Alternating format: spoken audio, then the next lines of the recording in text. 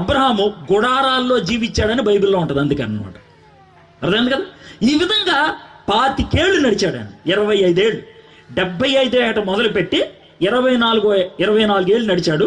99వ సంవత్సరం వచ్చిందనమాట ఆయనకి. అప్పుడు 99వ సంవత్సరం వచ్చేప్పటికి దేవుడు వాగ్దానం చేసిన దేశం అల్లంత దూరంలో ఉంది. అక్కడ ఒక చిన్న ఊరు ఉంది. ఆ ఊరు చాలా విచిత్రమైంది. ఎందుకనంటే అక్కడ దాకా ఎడారి ఉండేది.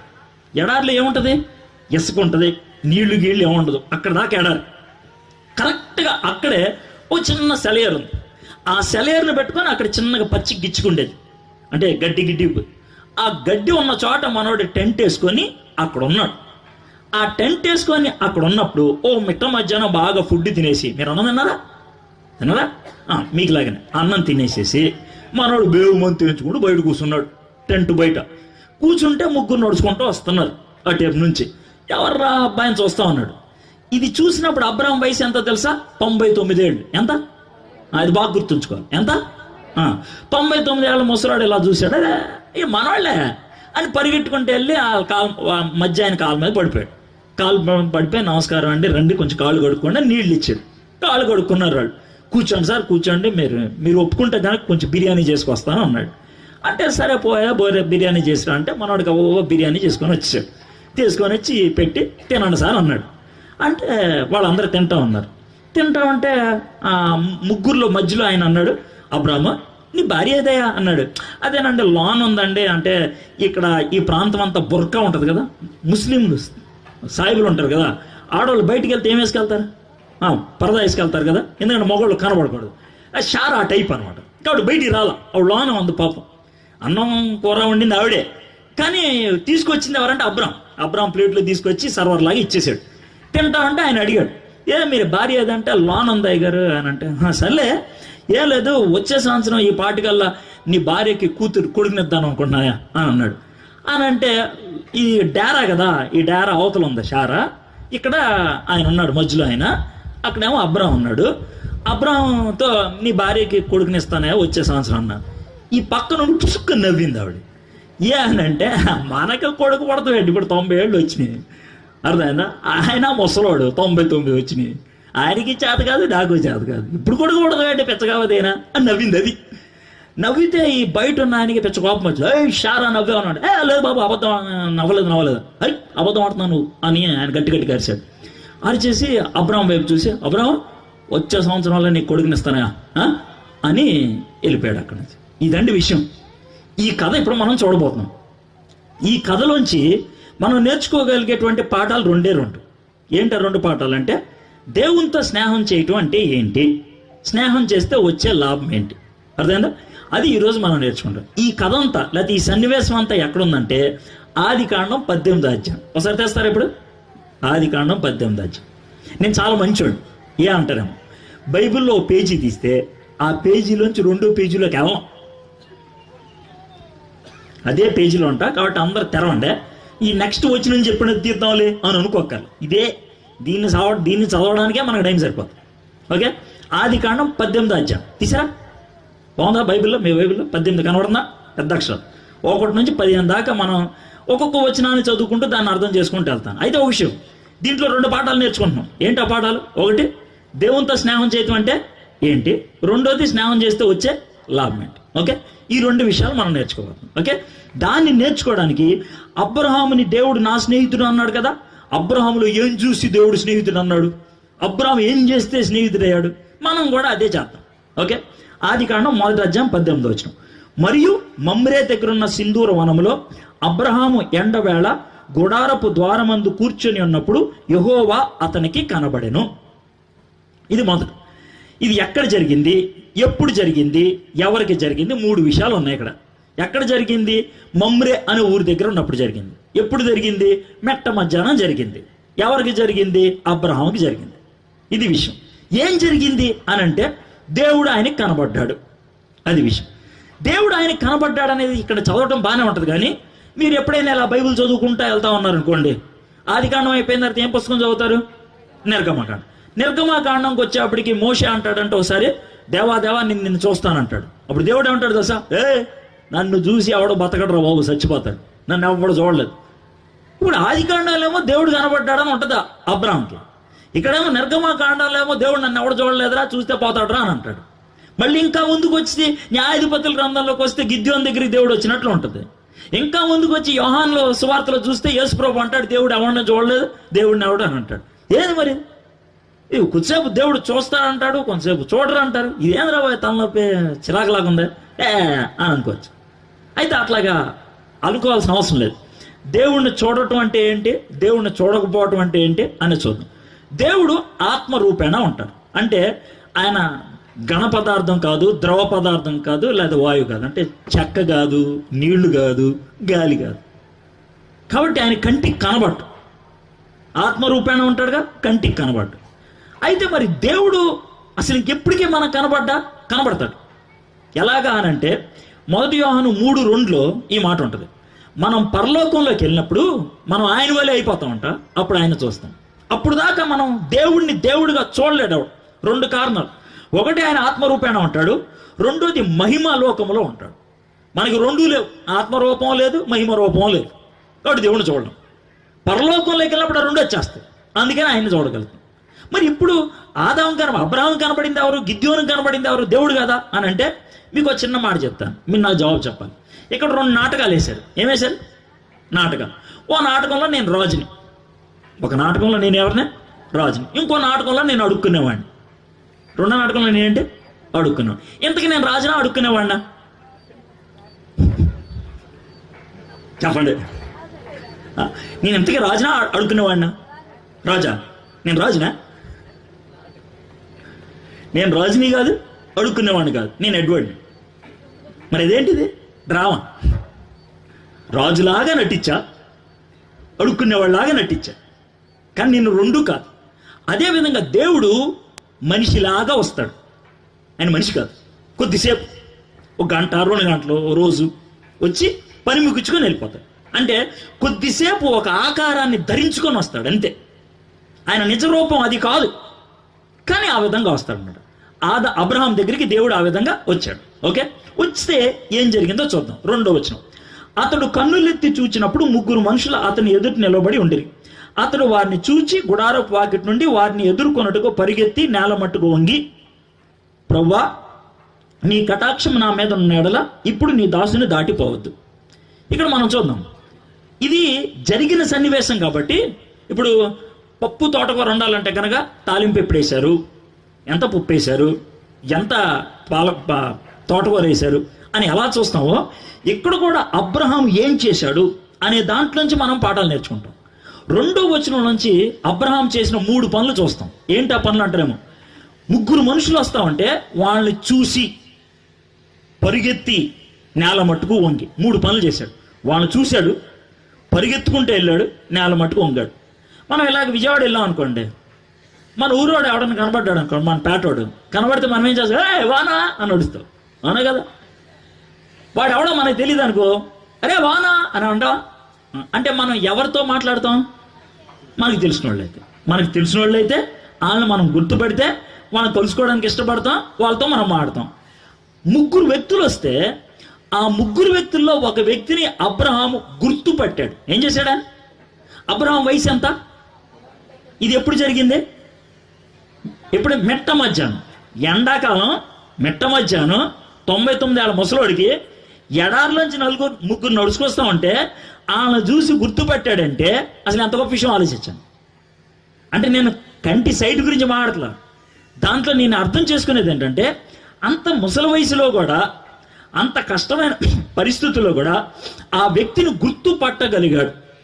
స్నేహంలో ఉన్నటువంటి అతి గొప్ప ప్రాముఖ్యమైన లక్షణం అక్కడ కనబడుతుంది. స్నేహితులు ఒకరిని ఒకరు గుర్తుపట్టగలుగుతారు, మానేస్తారా? చెప్పండి నాకు. గుర్తుపడతారు లేదా? ఎందుకని గుర్తుపడతారు? ఎందుకని? నేను నా జీవితంలో జరిగిన ఒక సన్నివేశం చెప్తానే. గుర్తుపట్టడం అంటే ఏంటి తెలుసు? 1వ క్లాస్ నుంచి 6వ క్లాస్ దాకా ఏలూరులో ఒక స్కూల్లో చదువుకున్నాం. అది ఆడపిల్లలు మగ పిల్లలు కలిసి ఉండేటువంటి చిన్న పాఠశాల. అయితే నాతో పాటు ఒక అమ్మాయి చదువుకునేది, అనిత అని. 1వ క్లాస్ నుంచి 6వ క్లాస్ దాకా. అదే మీ ఇద్దరం బాగా చదివేవాడు కాబట్టి మమ్మల్ని ఎప్పుడు కూడా టీచర్లు ఒకే బాల మీద కూర్చోబెట్టేవాడు. ఇద్దరం పక్క పక్కన చదువుకున్నాను. ఆమెకు ఫస్ట్ వస్తే నాకు సెకండ్, నాకు ఫస్ట్ వస్తే ఆమెకు సెకండ్, అలా ఉండేది. 6వ క్లాస్ దాకా ఆమె ఆడపిల్లలు బడికి వెళ్ళిపోయింది, నేను మగపిల్లలు బడికి వెళ్ళిపోయాను. ఆ తర్వాత సంగతి మనకి తెలియలేదు. అయిపోయిందా? ఆమె పెళ్ళి అయిపోయింది, పిల్లలు కూడా పుట్టేశారు. ఎవరో చెప్తే అక్కడక్కడ వింటా ఉన్నాం, అంతే, పెద్ద విషయం లేదు. అయితే మొన్న మధ్యన 2 సంవత్సరాల క్రితం జరిగింది. ఓ రోజు సాయంత్రం 6:15కి కారులో వెళ్తున్నాను. ఆదివారం సాయంత్రం 6:15కి కారులో వెళ్తుంటే ఫోన్ మోగింది. ఫోన్ మోగితే నేను చూశాను, ఎవరితో తెలియని నెంబర్ వచ్చింది అనుకో, చెవులో పెట్టుకొని హలో ఎవరండి అని అంటాం, అంతే కదా? అది మనం హలో ఎవరండి అని అన్నాం. అవతల నుంచి ఒక అమ్మాయి మాట్లాడుతుంది, 2 మాటలు అందే, హలో ఎడ్వర్డ్ అని అన్నది, అంతే, 2 మాటలు. ఆ మాటలు 2 విని మహా అయితే 1, 2, 3, 4, 5 లెక్క పెట్టే లోపల అనిత అని అన్నా. ఆమె నాకు ఎన్ని సంవత్సరాల తర్వాత ఫోన్ చేసింది తెలుసా? 36 సంవత్సరాల తర్వాత. 6వ క్లాస్ తర్వాత 36 సంవత్సరాల తర్వాత నాకు ఫోన్ చేసింది. ఈ 36 సంవత్సరాల్లో ఆమెను ఎప్పుడు నేను చూడలేదు, ఆమెతో నేను ఎప్పుడు మాట్లాడలేదు. ఫోన్ చేసి చెవులో పెట్టుకోగానే హలో అనిత అని అంటే ఆమె షాక్ తిని, ఎడ్వర్డ్, నేను 2 మాటలు అన్నాను హలో ఎడ్వర్డ్ అని, 36 ఏళ్ల తర్వాత నీకు కాల్ చేస్తున్నా, నువ్వు ఎలా గుర్తుపట్టావని అంటే నేనేమన్నాను తెలుసా? ఎలా గుర్తుపట్టేదో ఉందే, 6 ఏళ్ళు కలిసి చదువుకున్నాం కదా, రోజుకి 100 సార్లు అయినా ఎడ్వర్డ్ ఎడ్వర్డ్ ఎడ్వర్డ్ అని పిలుస్తూనే ఉండేదాన్ని.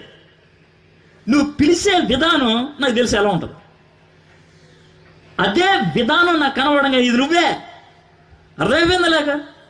నేను ఎందుకని మాట చెప్తున్నానంటే, ఎవరైతే దేవునితో ఎక్కువసేపు గడుపుతారో వాళ్ళు దేవుణ్ణి సులభంగా గుర్తుపడతారు. దేవునితో ఎక్కువసేపు గడపడం అంటే ఏంటి? వాక్యం చదవటం, ప్రార్థన చేసుకోవటం. ఎవరైతే ఎక్కువగా వాక్యం చదువుతారో దేవుణ్ణి సులభంగా గుర్తుపడతారు. దేవుని వాక్యములో దేవుడు ఎలా ఉంటాడో మనకు అర్థమవుతుంది. దేవుని సన్నిధిలో గడిపినప్పుడు దేవుడు మనతో ఎట్లా వ్యవహరిస్తాడో అర్థమవుతుంది. ఇప్పుడు చిన్నపిల్లలు మొట్టమొదట ఎవరిని గుర్తుపడతారు? అమ్మని గుర్తుపడటానికి 2 పద్ధతులు తెలుసా? ఒకటి స్పర్శ, 2ది మాట. అవునా కదా? మనము దేవుని బిడ్డలమైతే మనం ప్రార్థనలో దేవుని సన్నిధిలోకి వెళ్ళంగానే ఆ స్పర్శ చెప్పుద్ది ఇది దేవుని సన్నిధి అని. అది ఎలా? అప్పుడే పుట్టినటువంటి బాబుకి ఎలాగో నీకు కూడా అలాగే. దేవుని సన్నిధిలో ఎవరైతే బాగా గడుపుతారో వాళ్ళు దేవుణ్ణి గుర్తుపట్టగలుగుతారు, లేకపోతే లేదు. బ్యాంక్ ఆఫీసర్ ఒక ఆయన ఉండేవాడు. ఆయన దేనికి ఆఫీసర్ తెలుసా? దొంగ నోట్లు పట్టుకోవడంలో ఆఫీసర్ అనమాట. నాకు తెలిసిన ఆయన జోసఫ్ జయసూర్య అని హైదరాబాద్లో ఉంటారు. ఆయనతో ఒకసారి నేను అడిగాను, 100 రూపాయల నోటు దొంగది మీకు ఇస్తే ఎంతసేపట్లో పసిగట్టగలరన్నా అని అంటే ఏమన్నాడు తెలుసా? నా కళ్ళ గంతలు కట్టి ఒక 100 రూపాయల కట్టివు, ఆ 100 రూపాయల కట్టలో 99 నోట్లు సరి అయినాయి, ఒకటి దొంగ నోటు మధ్యలో పెట్టు, నా కళ్ళకి గంతలు కట్టాయి, కట్ట మొత్తం నాకు ఇచ్చాయి. నేను ఇలాగ కాగితాలన్నీ ఒకటి తర్వాత ఒకటి పట్టుకున్నప్పుడు దొంగ నోటు నా చేతికి తగలంగానే 1, 2, 3 అనే లోపల దొంగ నోటు అని చెప్తానన్నాడు. ఎలా చెప్తావు అని అంటే ఏమన్నాడు తెలుసా? రోజు ఈ చేతులు మంచి పట్టుకున్నాయి కదా, దొంగ నోటికి ఈ చెయ్యి తగలంగానే ఇది దొంగదని చెప్పుద్ది అన్నాడు. అర్థమైందా? నువ్వు తవళ కొడుతున్నావు కదా. తప్పుడు తాళం అని ఎంతసేపు తెలుసుద్ది నీకు? వెంటనే తెలుసుద్ది. ఆయనకి తప్పుడు తాళం అని వెంటనే తెలుసుద్ది అంట. మన దగ్గర రోజంతా కొట్టో కూడా తెలియదు. అంటే మనకు తెలియదు కదా. ఆయన నేర్చుకున్నాడు తాళాన్ని. తాళం మీద ఆయన ఎప్పుడు కూడా ప్రాక్టీస్ చేస్తూ ఉంటాడు. కొంచెం తేడా రాగానే ఒళ్ళంతా గే అనిపిస్తుంది, కొంచెం తేడాలు అనిపిస్తుంది. కానీ మనక ఆ తేడాలే ఉండవు, ఎందుకంటే మన బతికే తేడా. ఇది తాళం విషయం. కాబట్టి దేవునితో ఎవరైతే గడుపుతారో వాళ్ళు దేవుణ్ణి గుర్తుపడతారు. అయితే ఇప్పుడు మనం అడగాల్సిన ప్రశ్న ఒకటే, దేవుణ్ణి గుర్తుపడితే మనకు వచ్చేది ఏంటి? నేను అన్నాను కదా, అయితే నాకేంటి? ఎప్పుడు అదే అడగాల్సింది. దేవుణ్ణి గుర్తుపడితే నాకు వచ్చేది ఏంటి అని. మన జీవితంలో కొన్ని సందిగ్ధమైనటువంటి పరిస్థితులు ఉంటాయి. సందిగ్ధమైన పరిస్థితులు అంటే ఏంటి తెలుసా? ఏం చేయాలో అర్థం కావట్లేదు బాబు అన్నావే, అది. అలాంటి పరిస్థితులు వచ్చినప్పుడు మనం ఏమనుకుంటాం తెలుసా? ఈ సమయంలో దేవుడు వచ్చి ఇది చెయ్యి అంటే ఎంత బాగుంటుంది. దాన్నే దేవుని చిత్తము అంటారు. ఇప్పుడు మీ అమ్మాయికి పెళ్లి చేయాలి, 2 సంబంధాలు వచ్చినాయి, ఇదా అదా, ఏది బాగుంటుంది? మీ అబ్బాయికి 2 ఉద్యోగాలు వచ్చినాయి, ఏ ఉద్యోగం ఇది బాగుంటుందా అది బాగుంటుందా? 2 ఇల్లు కొనుక్కోవాలి అనే ఆఫర్ వచ్చింది, ఇది మంచిదా అది మంచిదా? ఇలాంటి సందిగ్ధాలు ఉంటాయి. ఏం చేస్తే బాగుంటుంది, ఎలా చేస్తే బాగుంటుంది? అలాంటి టైంలో విశ్వాసులు ఏమని కోరుకుంటారు తెలుసా? ఈ సమయంలో దేవుడు జీ అని వచ్చారే, ఇది కొనుక్కోరా, ఇది చేయరా అని అంటే ఎంత బాగుంటుంది. కానీ మీకు తెలుసా, దేవుడు అది చేద్దాం అనుకుంటాడు, కానీ మనమే దొరకం. దేవుడు మనతో ఆ విధంగా చెప్పాలనుకుంటాడు. ఎలా చెప్తాడంటే నాకు తెలియదు, చెప్తాడు, ఎట్లాగానో చెప్తాడు. నువ్వు దేవునితో సంబంధం ఉంటే, దేవునితో నువ్వు క్లోజ్గా ఉంటే. స్నేహితుల మధ్యన అరమరకలు ఉండవు. దేవుడు నీకు ఫ్రెండ్ అయితే, దేవుడితో నువ్వు ఎక్కువ గడిపే వ్యక్తి అయితే, ఏ కష్టమైన పరిస్థితుల్లో అయినా నిన్ను వదిలిపెట్టేసేవాడు కాదు అని చెప్తాడు. నువ్వు దేవునికి సమయం ఇవ్వకపోతే, నీకు దేవుడు సమయం ఇవ్వడానికి వచ్చినప్పుడు కూడా నువ్వు దొరకవు. అర్థం చేసుకోవాలి. దేవుడు మాట్లాడినా కూడా మనకి అర్థం కాదు. అది పరిస్థితి. దేవునితో సన్నిహితంగా ఉండటం అంటే అది. సో ఇప్పుడు ఒకటైంది, దేవుడిని ఆయన గుర్తుపట్టాడు. రెండోది ఏం చేశాడు గుర్తుపట్టి? చెప్పండి. పరిగెత్తుకుంటే కదా. అబ్రాహాం వయసు ఎంత? ఆయనకి ఎంతమంది పనివాళ్ళు అన్నాం? 4,000. 4,000 మంది పనివాళ్ళు ఉన్న ఆశ ఆయన. 99 ఏళ్ల ముసలోడు. పరిగెత్తాల్సినంత సీన్ ఉందా ఆయనకి? ఎందుకు పరిగెత్తాడు? స్నేహితుడు కాబట్టి. సూపర్. ఇప్పుడు మన ఈ లోకల్ ఎమ్మెల్యే ఉన్నాడు అనుకోండి, ఎమ్మెల్యే నడిస్తే కనుక నలుగురు వెనకాల అటు ఇటు నడుస్తారు కదా. కానీ అదే ఎమ్మెల్యే ఎప్పుడు పరిగెడతాడు తెలుసా? సీఎం వస్తే. అప్పుడు ఎమ్మెల్యే సీఎం వచ్చాడు అనుకో, ఎలా నడుస్తాడా? అయ్యారు గమనించారా? అదే ఎమ్మెల్యే, ఏం తేలలేదు. ఇలా నడిచినాడు, సీఎం ఎదురుగా అయ్యో చెప్పండి, మంచినీళ్ళు కావాలా సార్, టీ కావాలా, రే మంచినీళ్ళు రా, అదిరా అదిరా, పరిగెడతాడు లేదా? విషయం అది.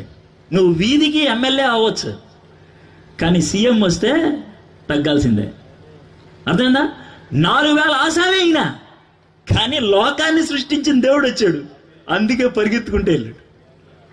అంటే దాంట్లో 2 విషయాలు అర్థమవుతున్నాయి. ఏంటి తెలుసా?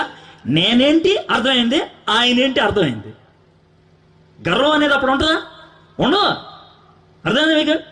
దేవుడు అన్నిటికంటే గొప్పోడు, మనం అంత ఫీల్ అవ్వాల్సింది ఏం లేదు. అది విషయం. అబ్రహాం అది గుర్తించాడు.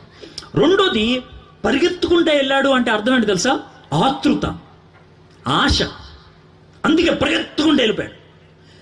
దేవుడు అంటే మనకి ఇష్టం అనుకోండి, దేవుణ్ణి కలుసుకోవడానికి ఆతృత ఉంటుందా? ఉండదా?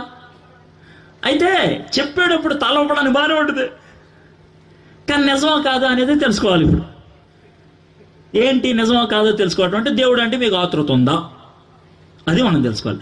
ఆతృత ఉందా అంటే అని కూడా అంటారు, అది కూడా చెప్పచ్చు. అయితే ఇప్పుడు మనం అడగాల్సిన ప్రశ్న ఇది.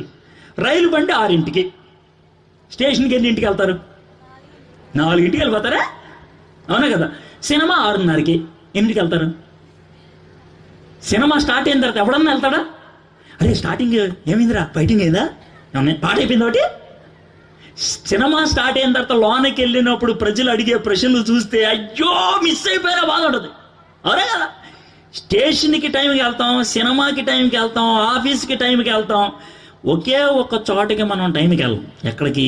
చర్చికి. హిందువులు ముస్లింలు కూడా టైంకి వెళ్తారు. ఎందుకని అంటారేమో, 6:29 వర్జ్యం తాళి కట్టాలన్నాడు అనుకో, ఒక్క సెకండ్ అటు ఇటు వెళ్తుందా? వెళ్దాం. నమాజ్ 8 గంటలకి చెప్పాలంటే ఒక్క నిమిషం అటు ఇటు వెళ్తుందా? వెళ్దాం. మన మీటింగ్ 1 గంట కంటే 3 గంటలకే రెండే ప్రార్థన చేసుకొని ఆరంభించుకుంటాము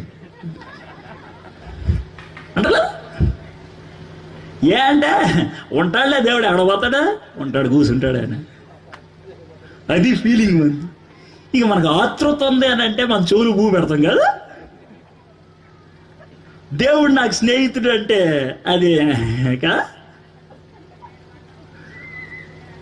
ఆతృత ఉంటే టైంకి పరిగెత్తుకుంటూ వస్తాం, ఆయనకి ప్రాధాన్యత ఇవ్వడానికి ఇష్టపడతాం. అబ్రహాం అలా పరిగెట్టుకుంటూ వచ్చాడు, ఆతృత ఆ విధంగా చేశాడు. 2 అయింది ఇప్పటికే. 3వది, నేల మట్టుకు వంగి సాష్టాంగపడి ఆరాధిస్తున్నాడు. చుట్టూ పనులు చూస్తున్నారు. అబ్రహాం సిగ్గుపడ్డా? లేదు. దేవుడిని గుర్తుపట్టాడు, దేవునితో తనకి స్నేహం ఉంది. స్నేహితుడిని పలకరించడానికి, స్నేహితుడితో తనకున్నటువంటి సంబంధాన్ని చెప్పుకోవడానికి సిగ్గుపడ్డా? భయపడ్డా? లేదు.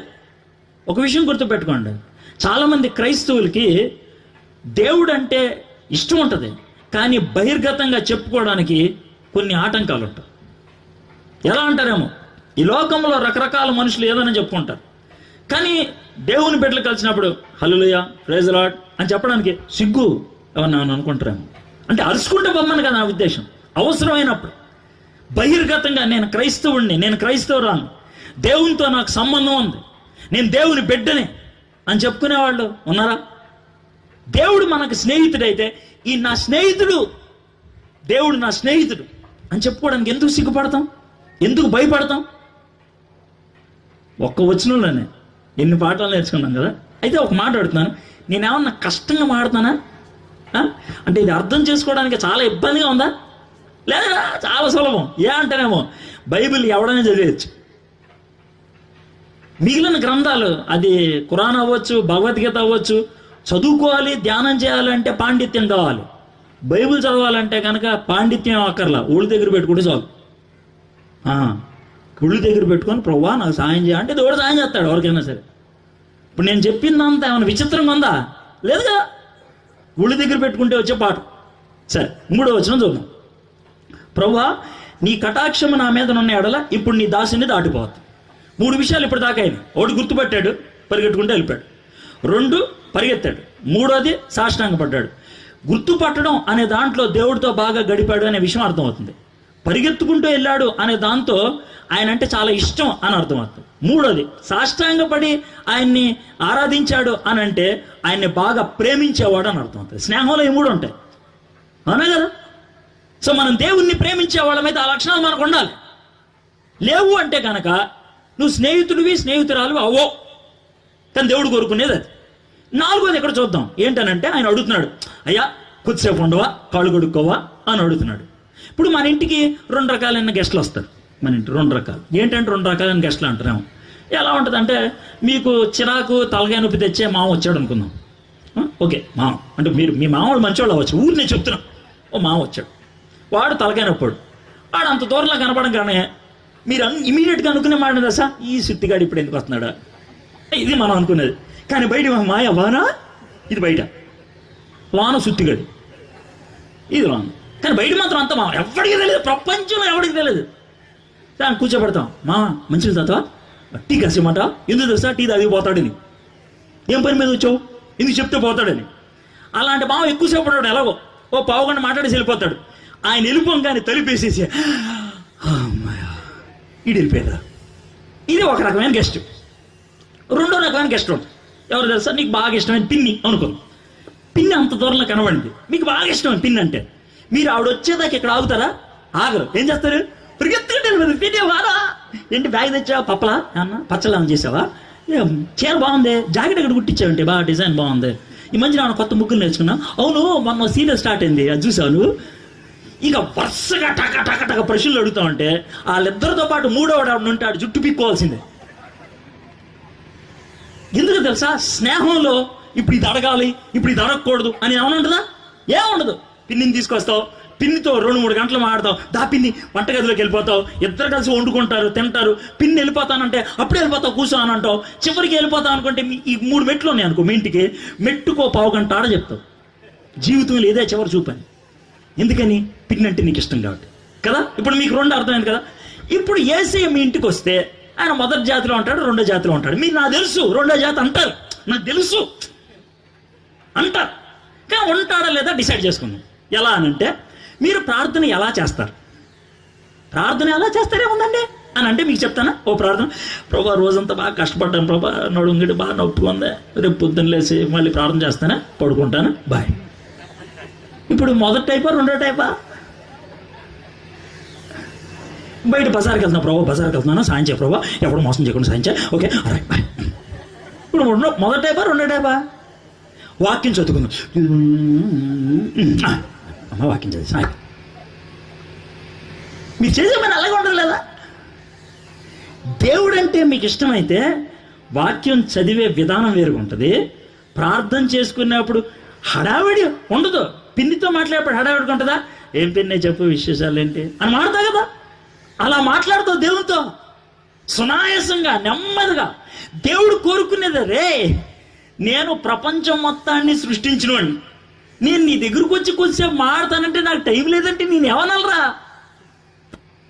ఇప్పుడు ఈయన ఉన్నాడు కదా తబలా కొట్టాను, మీ దగ్గరికి ఏఆర్ రెహమాన్ గారు వచ్చి బ్రదర్ మీతో ఒక 5 నిమిషాలు మాడతానంటే మీరు ఏమంటారు? టైం లేదంట అంటవా, వాళ్ళు ఉడకండి సార్ మేము కొంచెం ప్రాక్టీస్ చేస్తామంట.